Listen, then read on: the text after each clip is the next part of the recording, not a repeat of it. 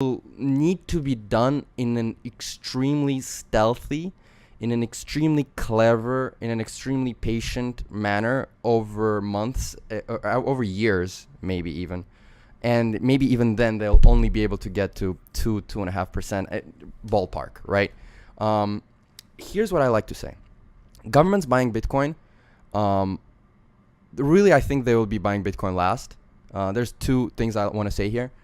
First of all, governments buying Bitcoin will essentially be putting the final nail in the coffin of reducing their own size by half. Because Bitcoin is unprintable, which we have discussed how it's going to destroy fiat currencies, and Bitcoin is increasingly untaxable.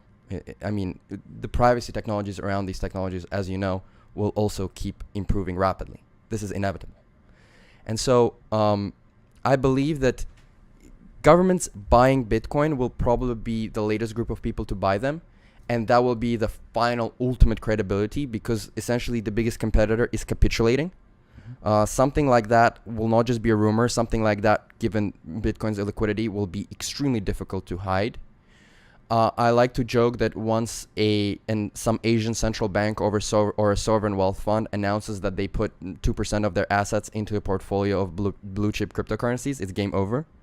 But I don't think that central banks are really the people. By the time they will try to be accumulating any of them, Bitcoin will already be huge. I actually believe, and this is one of the things that my views differ from many people in the space actually, I actually think that Bitcoin's ascent will be driven predominantly by the wealthy. The three people, the three niches of investors that will sort of make Bitcoin's price skyrocket over the coming decades will be open-minded, ultra-high net worth individuals. It will be savvy funds and fund managers. And it will be, I think, politicians and dictators and sort of these fringe third world, second world individuals who will need this currency perhaps more than anyone else. And I like to joke that essentially the people and the institutions who Bitcoin was designed to destroy will be precisely the people who will drive Bitcoin's price and Bitcoin's success to the sky. Because if you think about it, the people who censor the most need uncensorable currency the most. The people who seize the most need unseizable assets the most. And of course, the people who print the most need unprintable currency the most. These people, every week you read about some fringe countries, wealthy individuals and government officials' bank accounts in Switzerland, in Luxembourg, in the Caribbean being frozen, in America being blocked, transactions being censored. And this technology allows those very precise people to have unseizable store of value where they can essentially accumulate wealth with absolutely no one else in the world being able to take it away from them. So for better or worse, this is how free market instruments and free market technologies work. So it will be, of course, used for the good and the bad, but irregardless, these very people whose Bitcoin is fighting against ideologically will be the same people who will be helping it financially. Absolutely. And I tend to think that you are more right than wrong on that, right? Okay, so before we kind of go into some rapid fire questions, if an institutional CIO, a central bank authority, a government leader is listening to this, give me your 60-second pitch to them why they should buy Bitcoin. Bitcoin is the soundest, hardest currency that has ever been invented in the history of human civilization. Disinflation is second to none. Its monetary policy is known years in advance, and it is becoming increasingly credible. It will also be increasingly a threat to the very currencies that you guys control. I think getting in before most other central banks and most other sovereign wealth funds and most other rich people will, in the next decade, will prove to be one of the smartest investment decisions in the course of human history. And if you are able, the countries that are able to stealthily accumulate Bitcoin and adopt Bitcoin more than other currencies will thrive in the age of hyper-Bitcoinization, while the other countries that haven't done so will suffer tremendously. Long Bitcoin, short the bankers. I think I think we are in agreement there. All right, so you've answered some of these already, but what do you think is your most controversial thought? Is it the opportunity that exists for Bitcoin still? I mean, the opportunity for Bitcoin is better than ever. I would say the risk reward. So the reward is technically low in and of itself is lower than it was in like 2013 or whatever, but the risks are also massively reduced. We already have 200 companies building for this thing, building on the side of this thing, building on top of this thing. The number of engineers involved are ever greater. If you watch the slides and the lectures from Scaling Bitcoin Tokyo that's happening over the past couple of days, the amount of just genius inventions that are being potentially added to Bitcoin and the improvements added to Bitcoin are incredible. And the liquidity today and the volumes today and the marketability of the brand today is far greater than back then. So risk reward might even be higher, I would say. The opportunity is still there.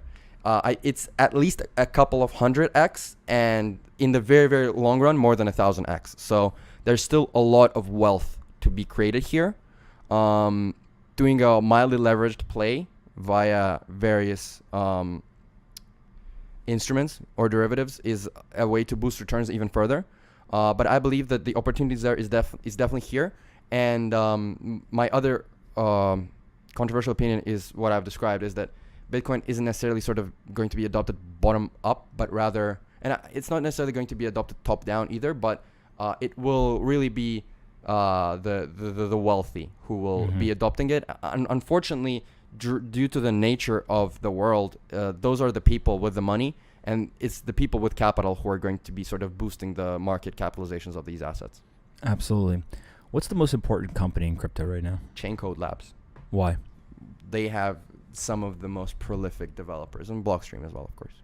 Got it. So those working on Bitcoin. Yes. John Newberry, Alex Marcos, Matt Corallo, they're just on a whole nother level of genius.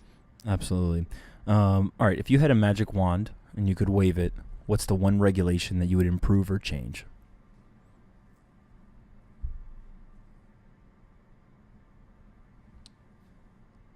I would reduce taxes, and I would privatize a lot more things around the world. Interesting. I believe that free market capitalism and individual entrepreneurs are much more efficient at providing solutions and much more efficient at making what Austrian economists call economic calculations.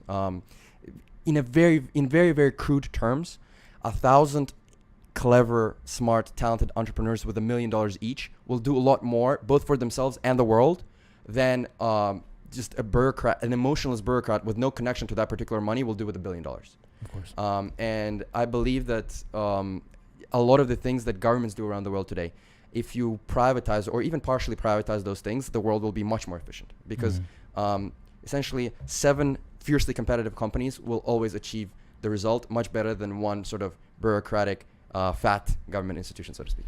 I don't think anyone is surprised that you believe that, and I tend to agree on most facets there.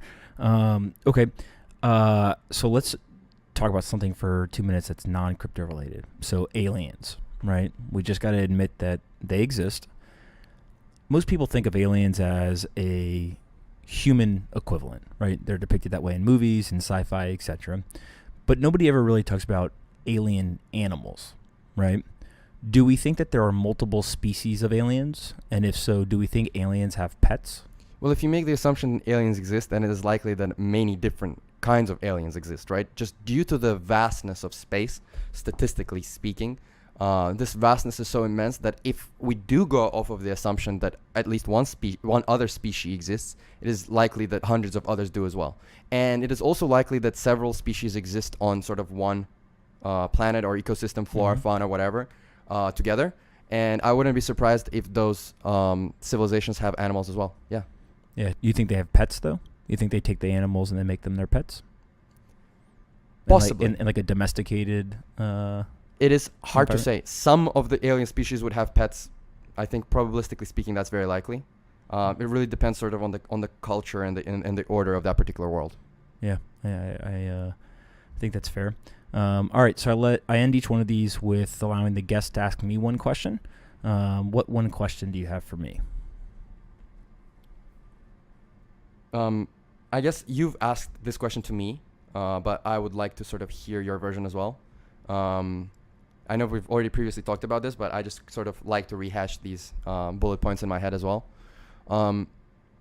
You personally, and sort of on with your work with Morgan Creek and other ventures, how do you go about pitching Bitcoin and sort of this ecosystem at large to not individual investors, but the more conservative large asset allocators? Yeah, look, I think that it's custom given who we're talking to, right? So there's kind of different things that we emphasize or de-emphasize depending who we're talking to. A lot of it is informed by who they are, what their current allocation is, what their goals are, etc. But there are some common threads through each conversation, right? One of them is this asset class has some of the highest yield opportunities per unit of risk across the entire world, right? Any asset class, any strategy, this is one of, if not the highest potential yield per unit of risk. So that's one. Two is that the idea of scarcity around Bitcoin specifically is something that they have likely not thought deeply about, nor do they actually understand the gravity of the implications. So it's one thing to just understand, okay, if there's a fixed supply, an increase in demand, price should appreciate. It's another thing to understand 21 million Bitcoin exist, and there are hundreds of trillions of dollars of wealth in the world that are going to be competing for those 21 million. Hundreds of trillions of dollars exist.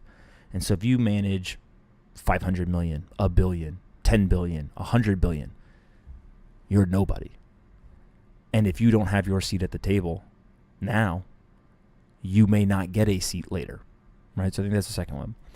And then the third one is we actually make a economic argument looking at other asset classes. So the opportunity cost. If you do not invest in cryptocurrencies, Bitcoin, blockchain, etc., what else is out there? And what you find, depending on who you listen to, right? My partner Mark Yusko is very well versed in kind of the endowment model and comes out of that world, and he walks people through this idea that the yield that they target or goal on may not be available in other asset classes, right? So if you look at stocks, bonds, currencies, and commodities, the only four assets that you can own, the ability to drive 6.5%, 7%, 7.5%, 8% annualized yield may not be there over the next decade. And so if that is true, that doesn't necessarily mean you should take 100% of your assets and go put it into Bitcoin, for example, but you should have exposure, right? And so those three core components make up this kind of verbal campaign that we're on called Get Off Zero, right? And it's the idea that if you are sitting in a fiduciary seat and you have a zero exposure to the asset or the asset class, you're wrong, right? There's a qualitative argument, there's a quantitative argument. We're happy to discuss either one of them, but you're wrong. Zero is the wrong number, and you have to get off zero. And so whether it's 10 basis points, 50, 100, 500, that's a customized conversation for who it is, what their goals are, what their current allocation, etc. But zero is the wrong answer.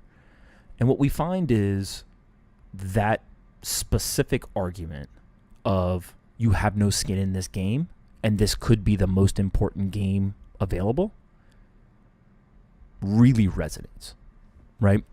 And so I think that Yale jumping in, very big deal, right? We've got some institutions that I think when people find out are going to be shocked, right? And again, more people grabbing seats. I think what we are going to see over the next, I put it at like 36 months, is a FOMO or just an inflow of capital from very, very sophisticated people that most of the financial world is not expecting, right? So there's I think it's Bill Gates says, we overestimate what we can accomplish in 2 years and we underestimate what we accomplish in 10 years. I'm probably with you in that even the most hardcore Bitcoin believers are actually drastically underestimating what we're talking about here and what the potential is. And if that is true, this is the most important piece of technology that the world's seen. Without a doubt. And those are amazing points. To add to the discussion on yield, I would say one of my old bosses told me that making money for you guys will, in general, as an aggregate, as a demographic, will be much harder than it was for our generation or the generation before that. And as you might know, in the 50s or 60s, you could have just a regular job and still be able to buy one house or even two houses, have a big family, etc. Today, that's impossible. The world, not just America, but the world as a whole, is becoming fiercely competitive. We are sort of, obviously not at the end of the S curve, but we are sort of, it's kind of sloping down. Innovations are harder to create. The technologies are more sophisticated to sort of incrementally push further. And the amount of, I guess, ideas that are easy pickings are scarcer nowadays. I generally, obviously, becoming wealthy takes a decade at least or more for anybody. But I like to say semi-jokingly that crypto might be the last easy way to get rich in my generation. Look, we obviously today have, the richest man in the world, over $100 billion of wealth, right? Jeff Bezos. It would not surprise me that the richest company in the world, right, which is over $1 trillion today, is matched by the richest person in the world in the future. So we'll have a trillionaire. And the odds that person comes from the cryptocurrency world, in my opinion, is the highest probability out of any other industry. And so if that is true, the amount of millionaires, centimillionaires, billionaires, centibillionaires that will be created in this asset class will be unparalleled in anything else in history. And so I think that's part of the excitement. For sure. In monetary terms, within that particular asset, Bitcoin will actually increase inequality because the way it is, the distribution is improving with every cycle, of course. But if hyper-Bitcoinization were to actually occur, the Gini coefficient of Bitcoin would probably be higher than any fiat currency today, among the predominant ones. So we would definitely see a couple of trillionaires in today's terms, I think, without a doubt. Absolutely.